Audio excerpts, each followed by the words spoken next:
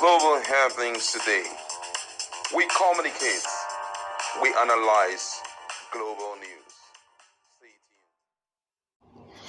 Hello beautiful people, welcome back to our channel. For a while now, it has been a case of Fulani Herdsmen and the Nigerian government. They all began with Benue State, but it is spiraling to other places. Southern Nigeria are beginning to feel the bite of the Fulani Herdsmen, and literally they are becoming more bolder. In fact, in a video you're about to watch, one of the Fulani Herdsmen dared Bola Ahmed Tinubu. In fact, he dared him to do this. You're going to see the video in a moment. But meanwhile, before we show you that video, you're going to hear also what a renowned clergy in Nigeria, very prominent one, I'm talking about Bishop David Oyedepo, who could not hold in anymore, have decided to make a declaration. You're going to see the video, but let me give you highlights of what transpired. But before we do that, kindly subscribe to our channel. A prominent clergyman, Bishop David Oyedepo, declares that the Fulanis do not own the country, Nigeria. He spoke on this during a sermon at his church with his members. The clergyman reiterated that the Fulanis do not own Nigeria and have no claim over it.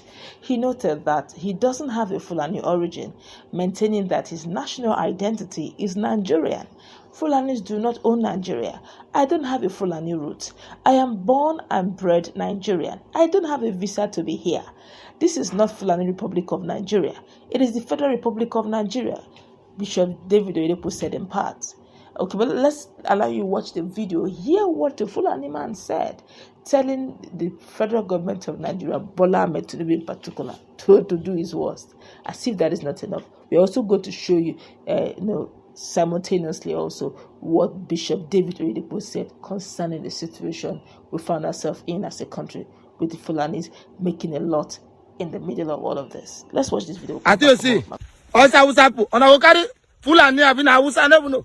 They carry cow enter for farm. Eh? They carry cow now. They enter for farm. See your cow for post farm. You don't see the cow enter the place. You don't see cassava. You don't see cow. I don't see cassava. Here, you know about cassava. You just snap for me. I just snap for you. You dey put cow for poor farm. They see poor farm.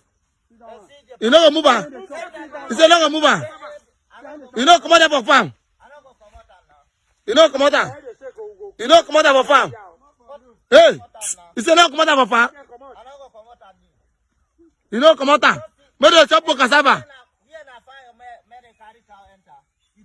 See for farm. See for cassava. You say wetin? Na me go spoil Naija. Yes, you don't carry, you don't come snap for me. You want send our people, you say, we show the... Yes, me your post here say, you dey carry cow, enter inside farm. Anything where go fight for Ninja, you no go feel like cow. The Hausa man, you no go feel, you no go feel... Hello? Wetin you talk? Come on, this cow there for farm. See cow for farm. See cow, see. See her. See her, see her. See her, see person cassava. See her. See her, see person cassava. See her.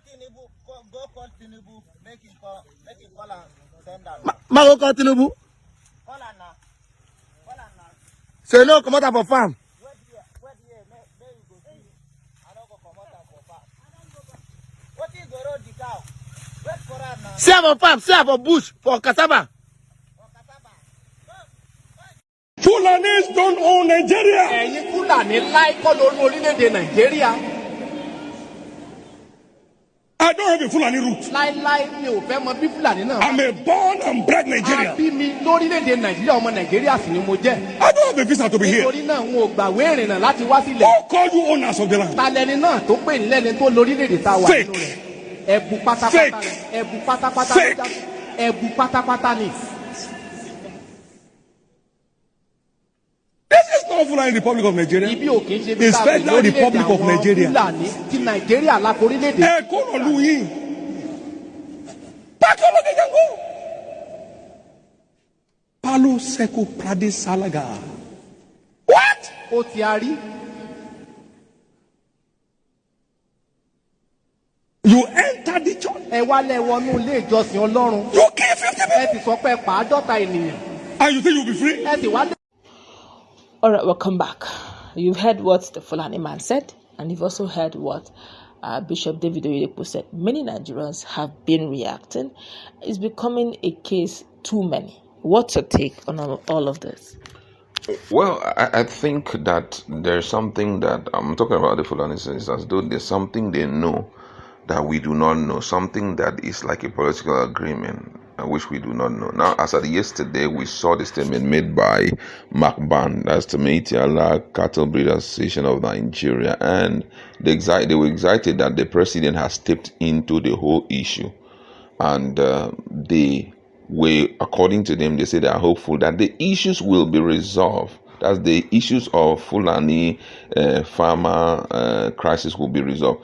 But to Tiff, who is the number one traditional ruler in Benue, open up that this whole thing has nothing to do with headers, farmer clash, that it's a genocidal move to clean off the entirety of, Benue. So now, on the basis of all of this, I don't know what the agenda is, but from all indication, their moves is not towards doing anything except cleaning off and taking over the land of Benue. The governor himself had pointed out that most of their local government have been taken over by these Fulani men. They've not stated the reason why they are doing this thing. They have not opened up to anyone. So it clearly shows that there's a mentality they have. They look at Benue as a spoil of war that they need to claim. So I was expecting that the president would talk about setting up a stakeholder or having a stakeholder meeting. They should give him a land. Yes, they were talking about that. But there's something I noticed. During that meeting, we did not see a representative of MACBAN. Because for you to clarify this thing is for you to summon him. The MACBAN leadership, tell them to come out. Fulanis that are living in that state, in Nasarawa state also, tell them all of them should meet. Why did you do what you did? Why did your people do what they did? And on the basis of that, if we know the root cause of these acts, which for me, that shouldn't give the police the reason to stay back from going after the culprit. But the main reason should be identified. And when you identify the main reason, you make sure that you do everything to ensure that there is peace by, coming into the place of agreement. This one would give you what he wants to be done, give you what he expects the government to do, and also the government on their part will, roll it out so that we can exterminate this. So that in event of default, it will be a case of moving into arrest and taking out anyone who is behind such genocidal move. You understand? Now, on the issue of the founder of Winners Chapel, I think this is what we need. This is absolutely what we need. The voices of those who are considered elite, whether you are a religious leader, traditional ruler, whether you are a governor, whether you are a politician, whoever you are, we shouldn't close our mouth and watch this because it's a gradual process. Today, it's the turn of the Benue. But if we keep closing our mouth, these guys will be very progressional because I don't know the mentality they are, but they must be resisted with everything. That's just it. Because when someone comes to you on the issue of maybe tongue lashing or talking, it's a different ballgame. But when you go to a place and you clean up as much as 200 people, not even take into consideration the fact that children are involved, it clearly shows that we are in for something that cannot be explained, and you must do everything to resist them. And I think that's what the founder of Winners Chapel is trying to say. It's very glaring that these guys are moving. That's why I say the president, the government must find the root cause of this thing. And in event of, reaching an agreement with MACBAN, if anything happens, even the MACBAN leaders, they sweep all of them up. Make them realize that this is how far this thing has gone.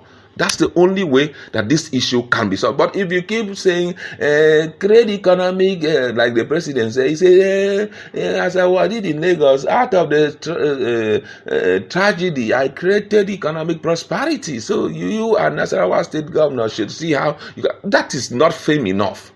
We need to get to a place where we get an agreement. Oga, if your people default, you are not even safe. Look him in the face and tell him, you are not safe in event of your people defaulting.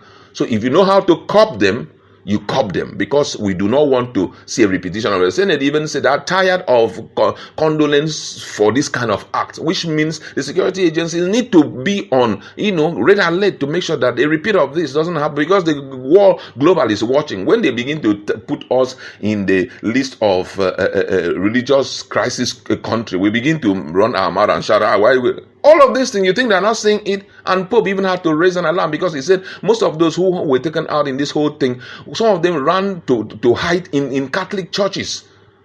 But these guys did not still spare it. So we have to be clear about this. All right, let's go wrap it up. I just hope that the presidency will look into this. It's really a national issue, it's a cause for concern. Let's join our voices. Let's meet in our comment section. What's your take? To have a nice time.